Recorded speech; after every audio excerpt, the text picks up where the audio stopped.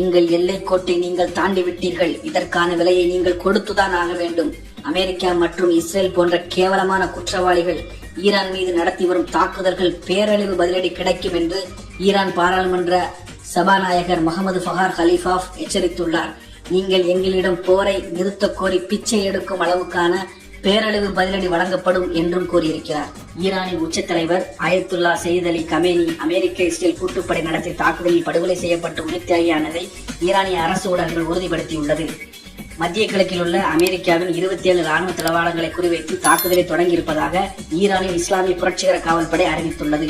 இடைவேளையின்றி Israel மீது தொடர்ச்சியான தாக்குதல்களை ஈரான் நடத்தி வருகிறது. இதனால் இஸ்ரேல் முழுவதும் சைரன் சத்தம் அலறி வருவதாக இஸ்ரேல் சேனல் 12 செய்தி வெளியிட்டுள்ளது. இஸ்ரேல் தலைநகர் டெல் அவிவில் நடத்தப்பட்ட தாக்குதலில் 40 கட்டிடங்கள் முழுவதும் அழிக்கப்பட்டதாக இஸ்ரேல் செய்தி நிறுவனம் செய்தி வெளியிட்டுள்ளது. மேலும் 200 குடியிருப்புகளில் இருந்து மக்கள் வெளியேற்றப்பட்டுள்ளதாகவும் தகவல் வெளியாகியுள்ளது. தெஹ்ரானின் வீதிகளில் ஆயத்துல்லா அலி கமேனி அவர்களின் லட்சக்கணக்கான ஆதரவாளர்கள் வீதியில் திரண்டு ஈரானின் உச்ச தலைவர் இறப்புக்கு கண்டனங்களை பதிவு செய்து வருகின்றனர்.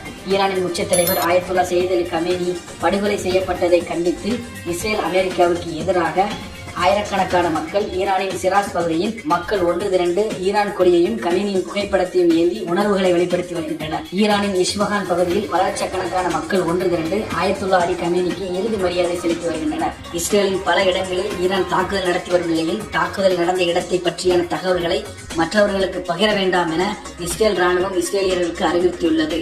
மேலும் இஸ்ரேலியர்கள் பங்கரில் இருந்து வெளியே வரக்கூடாது, மறு உத்தரவு வரும் வரை பங்கருக்குள்ளேயே இருக்க வேண்டும் என அறிவுறுத்தியுள்ளது.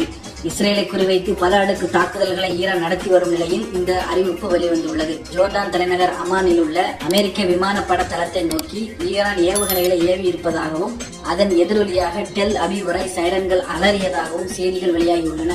எனினும் ஜோர்தான் அந்த ஏவுகணைகளை இடைமறித்து விட்டதாக கூறியிருக்கிறது. ஜோர்டானில் உள்ள அமெரிக்க தூதரகம் தங்கள் ஆதரவாளர்களை பதுங்குகுழியிலேயே பதுங்குமாறு அறிவுறுத்தியுள்ளது. உள்ளூர் அரசு சொல்லும் முன்னெச்சரிக்கை நடவடிக்கைகள் கட்டாயம் பின்பற்ற வேண்டும் என்றும் அறிவுறுத்தியுள்ளது.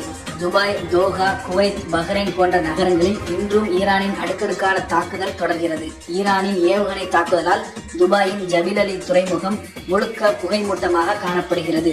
துபாயில் ஈரானின் ஏவுகணை இடைமறித்து அளிக்கப்பட்ட நேரத்தில் அதன் உதிரி பாகங்கள் விழுந்ததால் 2 காயமுற்றதாக துபாய் நகர செய்தி நிறுவனம் அறிவித்துள்ளது. நேற்று வரை ஓமனில் ஈரான் தாக்குதல் நடத்தாத நிலையில் இன்று ஓமன் துறைமுகத்தை நோக்கி ட்ரோன் தாக்குதல்களை ஈரான் நடத்தியுள்ளது.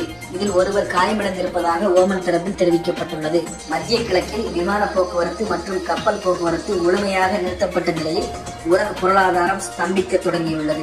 அமெரிக்க அதிபர் டொனால்டு டிரம்ப் ஈரான் தாக்குதல் நடத்தினால் கடுமையான எதிர் விளைவுகளை சந்திக்க நேரிடும் என்று ஈரான் தாக்குதலுக்கு அஞ்சி எச்சரிக்கை விடுத்துள்ளார்.